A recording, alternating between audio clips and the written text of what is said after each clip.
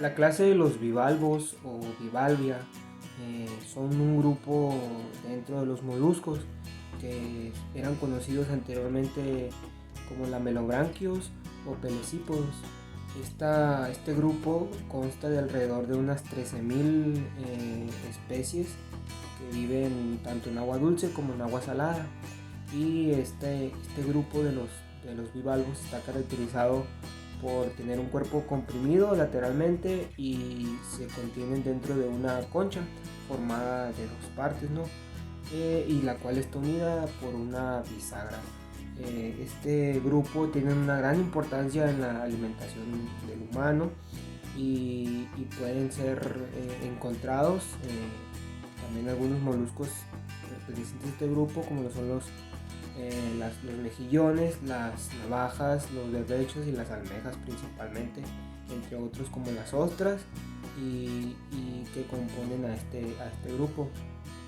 Los bivalvos también tienen otra característica que pueden variar de tamaño dependiendo de las especies, ¿no? a la que esté perteneciendo, y las conchas son prácticamente globulares, mientras que otras especies pueden presentar conchas más alargadas. Los tamaños igual pueden ser de diferentes dependiendo de la especie, como se mencionó. Algunos ejemplares también pueden presentar conchas demasiadas, muy pequeñas, de milímetros, y otros hasta de 1 metro de longitud. De aquí que tiene una gran variedad este grupo. El hábitat de los bivalvos, estos colonizan prácticamente en cualquier hábitat acuático, aunque principalmente son encontrados en sedimentos en el fondo del mar o también en sedimentos en agua dulce. La mayoría de los bivalvos habitan en la zona de los trópicos, también en aguas templadas. Sin embargo, estos pueden vivir en condiciones extremas, como en la parte del Ártico, donde se conoce que hay unas 140 especies que habitan en las aguas del Ártico, y algunas especies también pueden ser muy sensibles a cambios bruscos en el hábitat y solo se encuentran en ciertos ecosistemas determinados. La mayoría de los bivalvos tienen una vida sedentaria, y en ocasiones puede pasar la vida entera en una misma zona, en una misma área, en su etapa juvenil, y esto ir cambiando conforme va madurando. Muchos de ellos viven en las zonas intermareal, en donde solo hay agua cuando la marea es alta, pero otros sedimentos hacen que esta parte que se mantenga húmeda siempre. Igual otros mejillones se pueden adherir a superficies duras como rocas mediante una estructura con la que cuentan, que está compuesta de queratina y proteínas que hacen que se adhieran a ciertas rocas o en ciertos sedimentos. La alimentación de los bivalvos pues es variada. Se alimentan mediante la filtración del agua, y otros pueden capturar ciertas partículas del agua, como son los fitoplancton, y algunas especies de estos grupos de los bivalvos pueden contar con estructuras que son los sifones, que ayudan como una especie de filtro para capturar partículas o microorganismos más pequeños que componen su alimentación. Algunas especies de los bivalvos también pueden ser carnívoras y tienen un sistema digestivo el cual está adaptado para ingerir grandes cantidades de alimentos. Para la práctica se seleccionó lo que es el ostión, perteneciente al grupo de los bivalvos.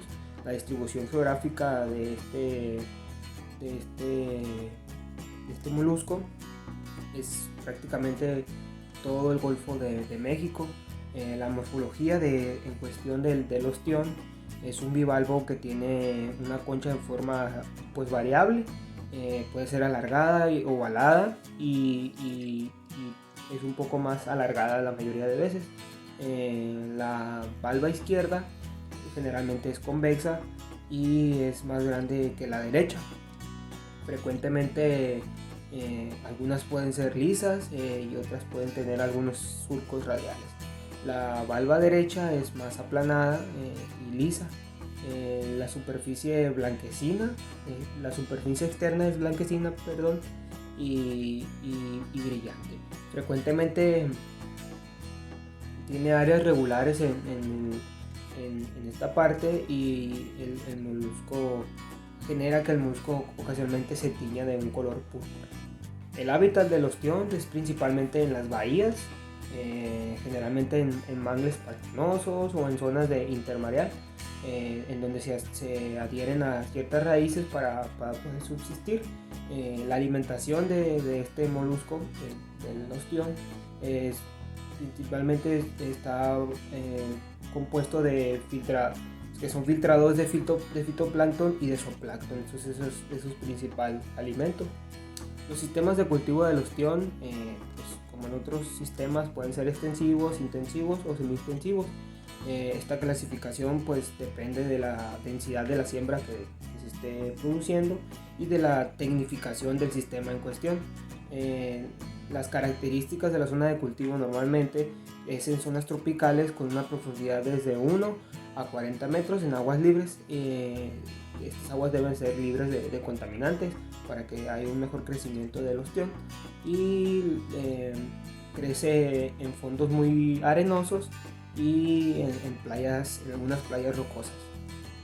Los parámetros físico-químicos del ostión es que puede crecer en temperaturas mínimas de 26 y máximas de 30 grados centígrados, con una salinidad de mínima de 15 y máxima de 36 UPS. Una de las características del ostión es que su reproducción se puede inhibir si hay temperaturas menores a 20 grados, y puede resultar hasta letal cuando hay temperaturas menores a 11 grados centígrados. El ostión en México es un molusco bivalvo de gran importancia y se le conoce como la perla de la corona. Esto debido a que pertenece a una de las 300 especies comerciales del sector pesquero y acuícola. En el año 2017 se registró un volumen total de 55.470 toneladas producidas, de las cuales 45.120 se produjeron mediante la práctica de la acuacultura. La mayor parte de la producción del ostión en México se registró en el estado de Veracruz, en donde se registró casi el 50% del total producido en este año, con 22.450 toneladas producidas del producto. Posterior a este estado se encuentran los estados de Tabasco, Baja California Sur, Nayarit, Baja California. También son los principales estados productores de ostión. El ostión es un recurso muy importante para muchos pescadores de México, en comunidades, como ya se mencionó, del Golfo de México, tanto como del Golfo de California y del Océano Pacífico, en donde se busca siempre tener una estabilización en las prácticas de la acuacultura. En nuestro país la acuacultura se ha convertido en una gran fuente generadora de alimentos. Por ende el ostión se produce mediante el cultivo en algunas zonas, y es un referente de que se puede garantizar una producción sostenida y que sea ascendente al sector pesquero y el acuícola nacional. Nosotros les vamos a hablar específicamente sobre el ostión. Al igual que todos los bivalvos, contiene dos valvas, las cuales están compuestas principalmente por carbonato de calcio, y a su vez esta está conformada de tres capas: la capa interna, que es la capa nacarada, la capa intermedia o brillante, y la capa externa o periostraco. En esta parte de aquí podemos ver lo que es el lumbo, que es donde se unen las dos valvas, y también se puede decir que es la parte dorsal del animal. El ostión contiene una concha de forma variable, alargada o ovalada, donde podemos ver que es más alta que larga. También aquí de este lado podemos ver lo que son las láminas de crecimiento. Pues esto indica qué tan viejo es el animal. Podemos ver que acá inicialmente comenzó con su crecimiento y a medida que vamos bajando podemos ver, por ejemplo, estas últimas de acá, que son láminas más jóvenes. También de este otro lado podemos ver lo que son algunos pliegues conmensurales agudos, y en esta otra parte de acá podemos ver otros pliegues conmensurales pero moderados, así un poco más redondeados. Y en esta parte de acá, del lado opuesto al lumbo, podemos encontrar lo que es el margen ventral, que es donde se puede abrir el ostión.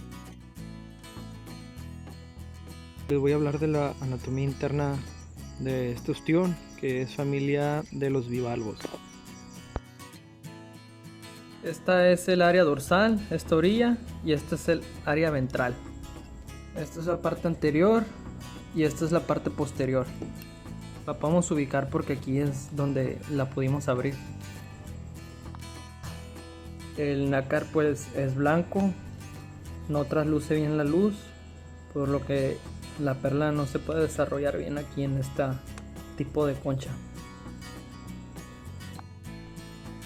Pues lo primero que vemos por la orilla es el manto, que es aquí donde se va a segregar el nácar, que es lo que va a hacer que la concha crezca. Esto recubre la concha. También enseguida podemos ver las branquias. Esto cafecito aquí son las branquias, que sirven pues para hacer el proceso de autorrespiración. Y aquí tenemos el músculo abductor. Toda esta parte que está aquí es el músculo abductor. Tenemos también el área de las gónadas. Esto, lo más blandito, lo más viscoso, es el área de las gónadas. Aquí abajo de esta área de las gónadas, hasta abajo, hasta aquí, es en donde se producen las famosas perlas.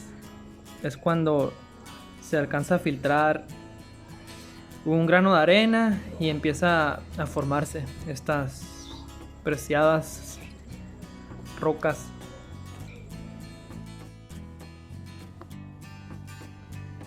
Como podemos ver, son 4 branquias, 2 en la parte superior y 2 en la parte inferior.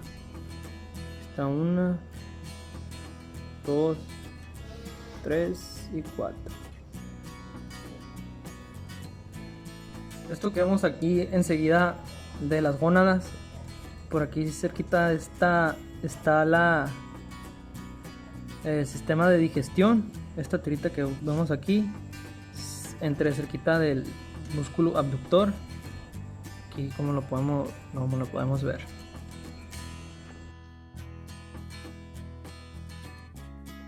Nosotros realizamos la práctica con un ostión, la cual obtuvimos en Playa de los Algodones de la tribu Yaqui.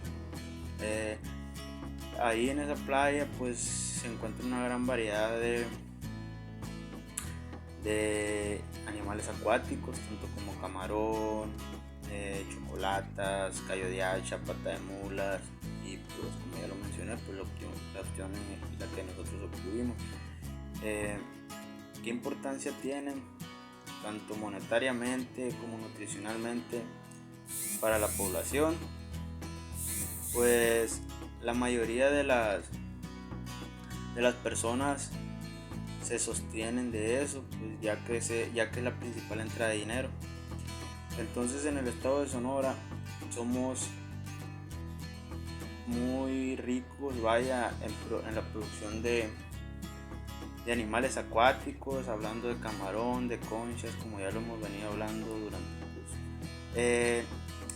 En el estado de Sonora, hablando de pescadores, en el sur del estado, en la playa de Ajiabampo y Novopatia, son unas playas que están al límite con el estado de Sonora. Ahí la mayoría de la gente, todo el transcurso del año, se dedican a la pesca de callo de hacha y de chocolate.